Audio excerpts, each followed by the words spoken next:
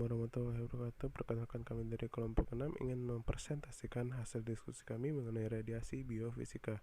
Sebelumnya terima kasih kepada Bapak Riko Adrial selaku dosen pengampu pada mata kuliah radiobiologi.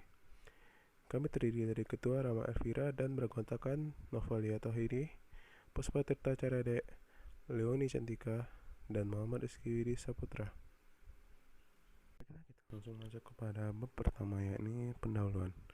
Sebelum kita mengetahui adalah radiasi merupakan suatu pancaran energi yang terjadi akibat adanya reaksi atau ionisasi yang terjadi pada suatu radionuklida, yang mana pada hakikatnya apabila suatu organ pada makhluk hidup terkena radiasi secara berlebihan, maka dapat mengakibatkan kerusakan pada jaringan atau sistem sel dalam tubuh.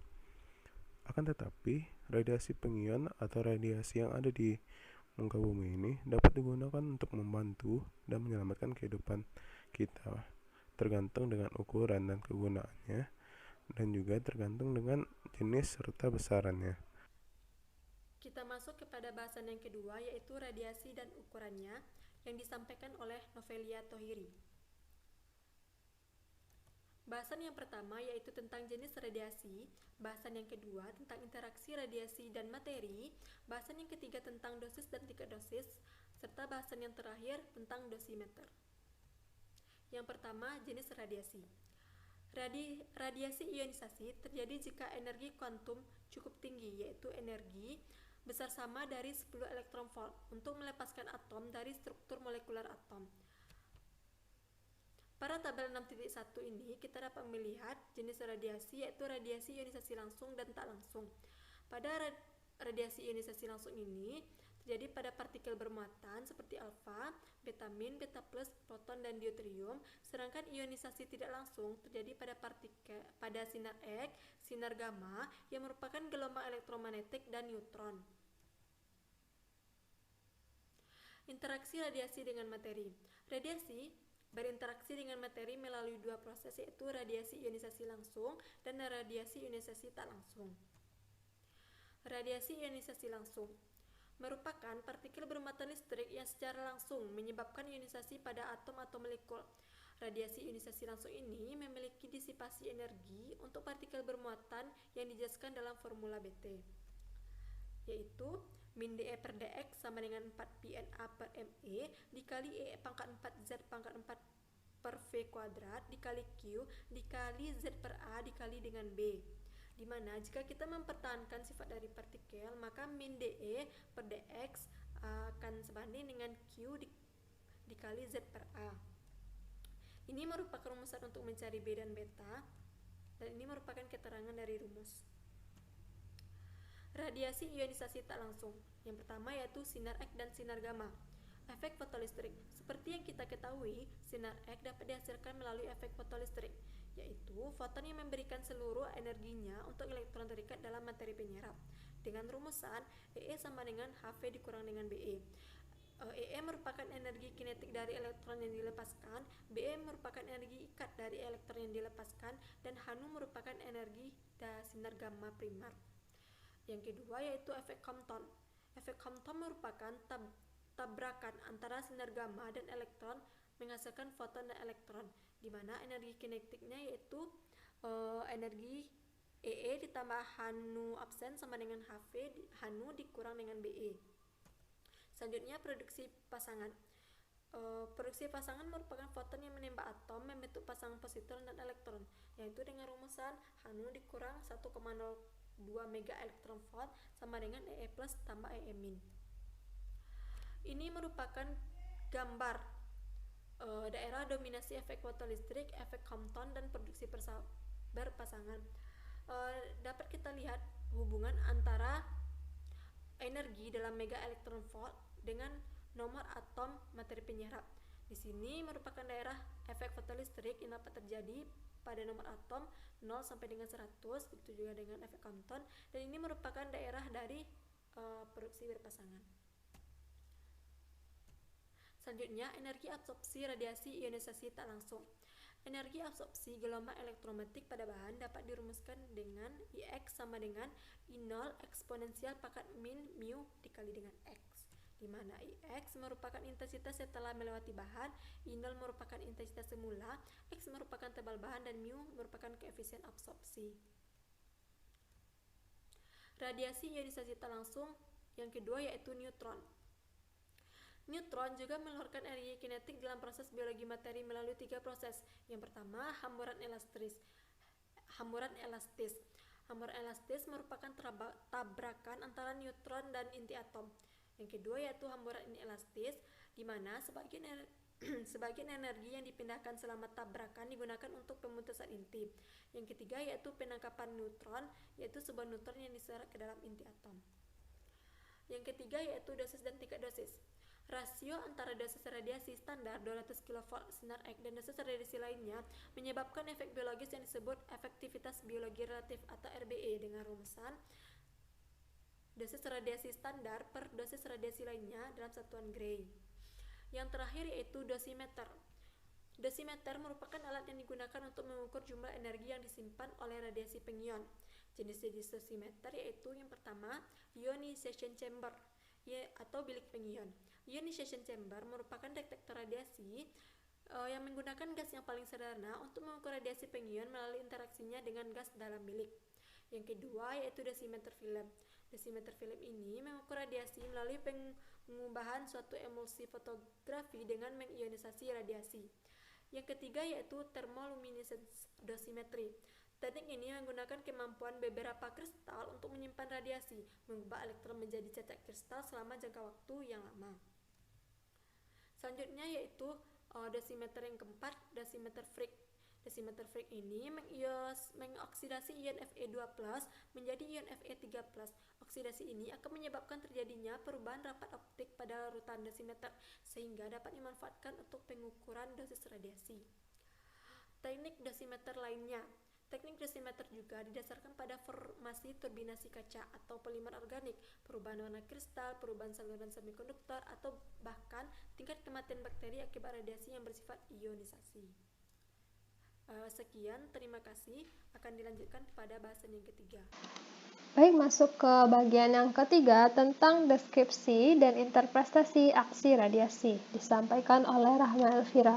Bahasan yang pertama yaitu tentang grafik efek dosis dan teori target, yang kedua tentang aksi radiasi langsung dan tak langsung, dan yang terakhir tentang proses transfer energi, laju reaksi, pulse, radiolisis, dan flash photolisis.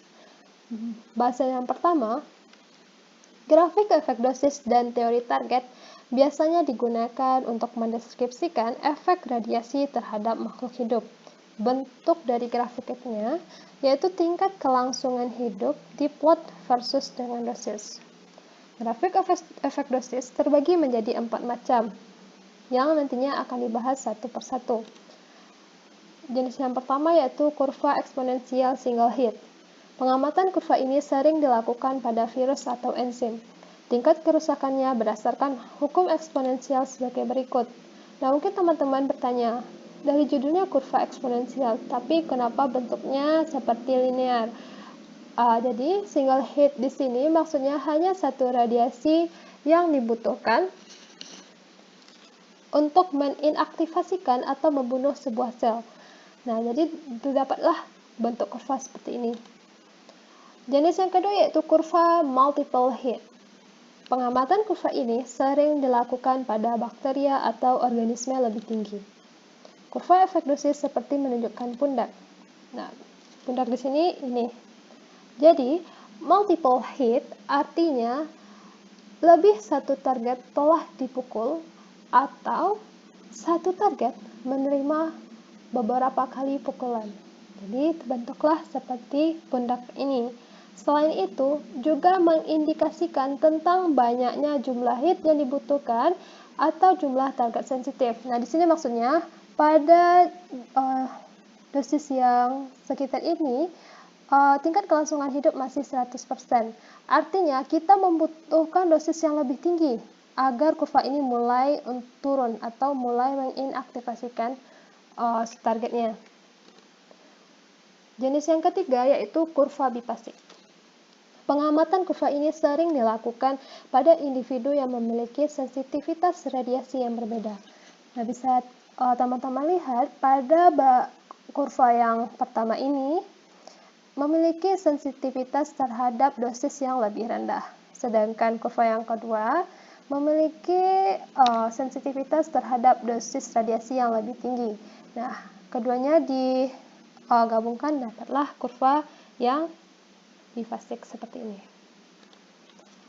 Kurva jenis yang keempat yaitu kurva stimulasi. Iradiasi pada tanaman tingkat tinggi dan juga dengan bakteri, jamur, dan hewan.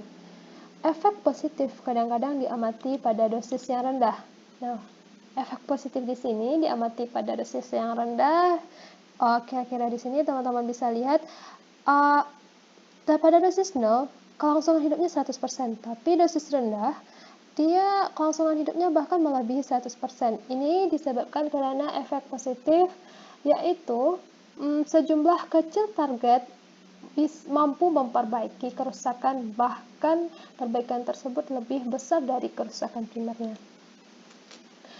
Yang bahasan kedua tentang aksi radiasi langsung dan tak langsung, karena definisi dari hal ini telah dijelaskan pada bab sebelumnya. Di sini inti dari materinya yaitu tingkat kerusakan radiasi in vivo atau pada makhluk hidup berdasarkan aksi langsung sulit untuk diamati karena agen radioprotektif yang mengurangi efek radiasi. Sedangkan kerusakan radiasi in vitro biasanya lebih mudah diamati karena jumlah molekul yang rusak pada larutan sebanding dengan konsentrasi. Nah, yang terakhir yaitu tentang proses transfer energi, laju reaksi, pulse radiolisis, dan flash fotolisis. Transfer energi menggunakan rumus ini, dan pengertian radiolisis dan fotolisis bisa teman-teman lihat. Nah, kedua metode ini sangat singkat, yaitu hanya menggunakan waktu 10⁻³ sampai 10⁻⁹. Nah, kedua metode ini digunakan untuk menentukan laju reaksi yang nantinya juga perlu memperhatikan beberapa faktor seperti konsentrasi. Nah, sekian dari saya. Semoga materinya mudah dipahami. Lanjut ke bagian keempat.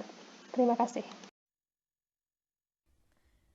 Baiklah, saya Puspa Tirta Caredek akan menjelaskan tentang efek molekuler pada radiasi. Yang pertama, radiasi kimia pada air. Tingginya kandungan air pada sistem biologis dan radiolisis air memiliki peran penting untuk radiasi. Reaksi ionisasi primernya adalah sebagai berikut. Molekul air mengeksitasi H2O, kemudian berdisosiasi membentuk dua radikal atau ion, yaitu H+ dan OH- yang memiliki energi kinetik untuk berdifusi bebas dan bereaksi dengan molekul-molekul lain. Elektron kehilangan energinya pada jarak dekat dan akan mengalami reaksi termal sekitar 15 nanometer dari ion induk. Ion induk terdisosiasi menjadi reaksi berikut. H2O menghasilkan H+ dan OH-. Sedangkan elektron terhidrasi dalam reaksi asam. Dalam hal ini, produk utamanya adalah ion H+ dan OH-. Tetapi menurut Samuel dan Magee, distribusi spasial dan reaksi langsung yang dihasilkan berbeda.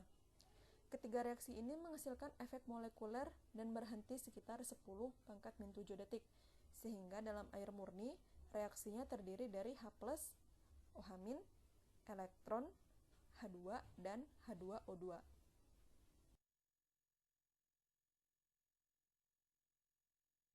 Yang kedua, radikal dan produk molekuler. Radikal adalah elektron yang tidak berpasangan di kulit terluarnya dan bersifat sangat reaktif, misalnya H+ dan OH-. H2O dikatakan radikal juga karena dianggap sebagai elektron terhidrasi. Proses radiolisis air yang mendominasi adalah reaksi oksidasi, yaitu sebagai berikut.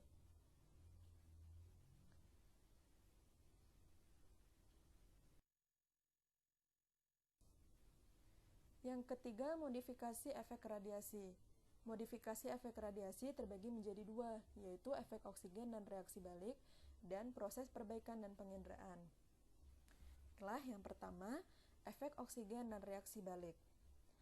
Oksigen biasanya terdapat dalam sistem biologi dengan konsentrasi yang relatif tinggi, dan radikal air memiliki efek cukup besar untuk reaksi selanjutnya. Hal ini karena pembentukan produk molekul dan radikal reaktif memiliki waktu hidup yang panjang. Pada saat yang bersamaan, peroksida organik terbentuk menjadi reaksi berikut. Dari reaksi ini dapat dilanjutkan dengan molekul organik membentuk reaksi rantai yang dapat membawa efek biologis setelah melakukan iradiasi dengan sinar X atau sinar gamma yang meningkat karena adanya oksigen. Rasio peningkatan oksigen biasanya sekitar 2-3 kali lebih besar jika dibandingkan dengan radiasi LIT tinggi. Yang kedua, proses perbaikan dan penginderaan. Modifikasi efek radiasi biologis dapat dilakukan pada 3 tingkat yang berbeda, yaitu tahap radikal, tahap makromolekul, dan tahap metabolisme. Oksigen dan seelmin bekerja pada tingkat radikal dan dapat meningkatkan atau mengurangi efisiensinya secara signifikan. Histidin dengan reaktivitas tinggi terhadap radikal air mengakibatkan efek biologis tingkat tinggi. Beberapa senyawa organik, terutama yang memiliki gugus SH seperti sistein atau sisteamin, memiliki kemampuan mengembalikan radikal organik dengan transfer hidrogen. Proses ini mungkin saja terjadi, namun jika bioradikal belum diubah oleh oksigen menjadi peroksiradikal dalam bentuk RO2. Sekian dari saya, terima kasih. Dilanjutkan ke bagian 5. Baiklah, saya akan membahas tentang efek radiasi pada biomolekul dan struktur molekul oleh Leonie Cantika. Yang akan kita bahas yang pertama efek radiasi pada protein, yang kedua efek radiasi pada asam nukleat, yang ketiga efek radiasi pada struktur membran. Pertama, efek radiasi pada protein. Protein berada di dalam sel baik dalam bentuk elemen struktur atau sebagai enzim yang mengontrol metabolisme sel secara lengkap. Dosis radiasi yang merusak secara in vitro dan fungsi enzim berada dalam kisaran sekitar 10 Gray. Dalam kasus aksi radiasi langsung, ketika protein tersebut kita ionisasi, maka akan terjadilah transfer energi. Enzim yang ada di dalam sel mempunyai jumlah yang besar dengan konsentrasi yang berbeda, di mana sensitivitas enzim in vivo itu biasanya lebih tinggi daripada in vitro. Yang kedua, efek radiasi pada asam nukleat. Asam nukleat sering dianggap sebagai elemen penentu efek radiasi dalam sistem biologis, karena sebagai DNA mereka adalah pembawa kode genetik, dan sebagai RNA mereka memiliki fungsi transfer penting dalam sintesis protein.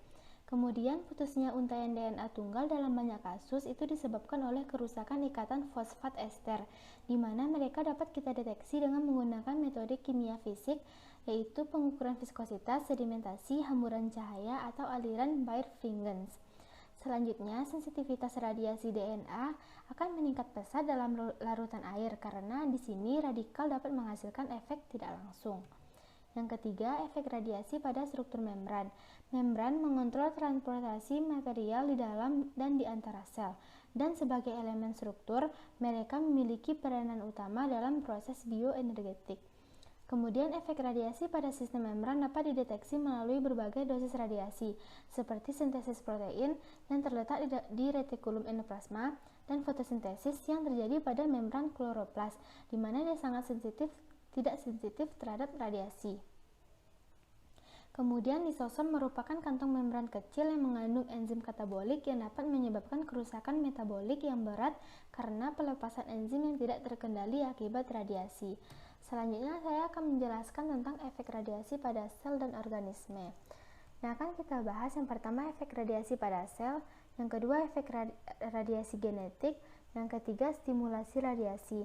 Yang pertama efek radiasi pada sel. Setelah melakukan iradiasi dengan dosis yang sangat tinggi, dalam kisaran 100 Gray, semua sel akan mengalami kematian interfase, gangguan metabolisme selengkap.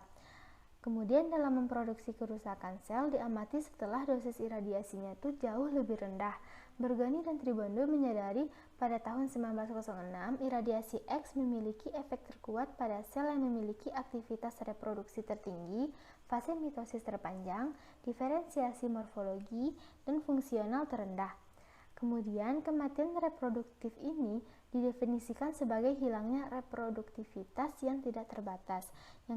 Selanjutnya saya akan membahas tentang Grafik yang pertama itu variasi sensitivitas radiasi. Maka dapat kita lihat dari grafik tersebut, sensitivitas radiasi selama siklus sel itu sangat bervariasi. Dan kurva efek dosis untuk iradiasi tersebut pada berbagai tahapan memiliki tipe yang berbeda. Kemudian efek ini juga tergantung pada fase selnya. Kemudian pada grafik yang kedua, tentang pengaruh lama interval antara dua dosis iradiasi, dapat kita lihat bahwa durasi interval antara dua fase iradiasi menentukan besarnya efek radiasi. Nah, kemudian jika dosis iradiasi total tersebut dibagi menjadi dua atau lebih fraksi yang diterapkan pada interval, maka efek radiasi fraksionasinya itu lebih rendah daripada efek iradiasi tunggal. Kemudian yang kedua, efek radiasi genetik. Kerusakan kromatid dan kromosom bisa saja terjadi, sementara pada saat yang sama, perubahan basa dapat menghasilkan perubahan informasi genetik yang terlokalisasi. Kedua, fenomena itu bisa mematikan dalam sel induk atau menyebabkan mutasi, modifikasi gen yang tiba-tiba. Sebagian besar mutasi ini dia bersifat resesif, di mana berarti mutasi tersebut dia terekspresikan hanya jika pada generasi berikutnya ada dua gen bermutasi dengan cara yang sama bertemu satu sama lain. Kemudian dosis radiasi yang paling kecil pun berkontribusi pada peningkatan laju mutasi dan bahwa efek radiasi ini terakumulasi dalam waktu yang lama. Kemudian dosis penggandaan untuk frekuensi mutasi alami sel manusia diperkirakan 0,5 Gray. Yang ketiga itu stimulasi radiasi. Daerah maksimum stimulasi positif ini biasanya terletak pada sekitar 1/10 dari dosis yang merusak 50% bagian. Meskipun fenomena ini kadang-kadang dimanfaatkan dalam praktik pertanian untuk meningkatkan hasil pertanian, tetapi kejadiannya sangat bergantung pada parameter lingkungan dan sulit untuk direproduksi. Efek simulasi dapat disebabkan oleh fakta bahwa dosis radiasi rendah memulai proses perbaikan yang mengkompensasi kerusakan radiasi, dan karena itu dia menyebabkan peningkatan metabolisme. Kemudian peningkatan laju sintesis RNA dan pergeseran potensi redoks berkontribusi pada efek stimulasi ini. Selanjutnya, dilanjutkan pada pembahasan nomor 7.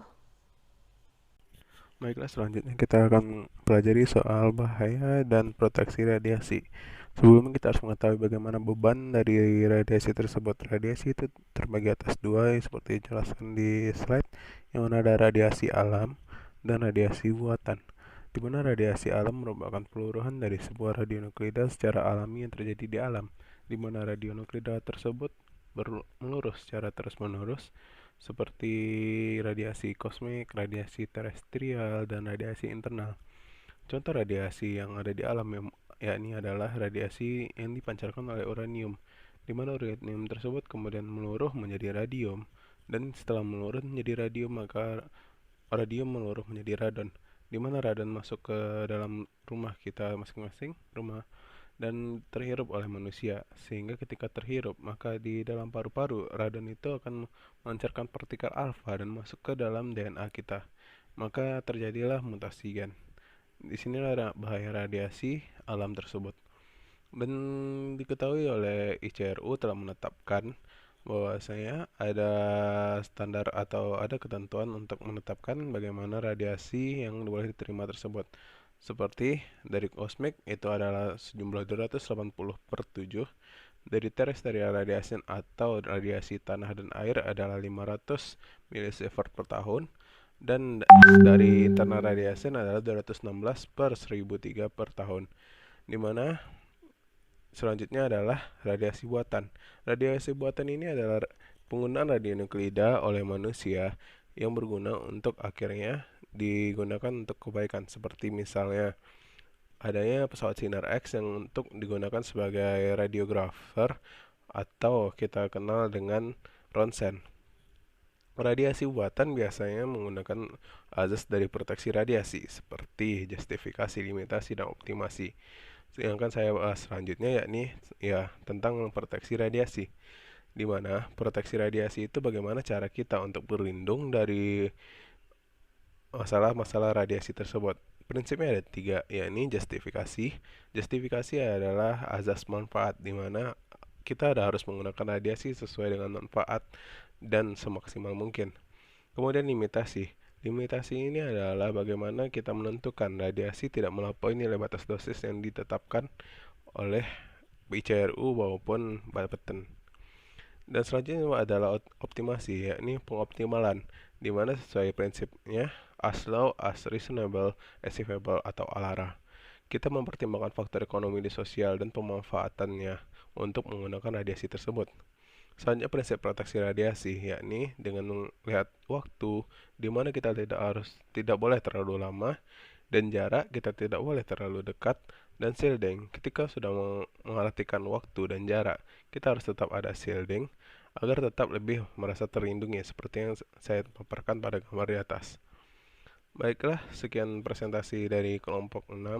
Apabila ada salah dan janggal mohon dimaafkan. Wabillahi taufiq wal hidayah. Wassalamualaikum warahmatullahi wabarakatuh.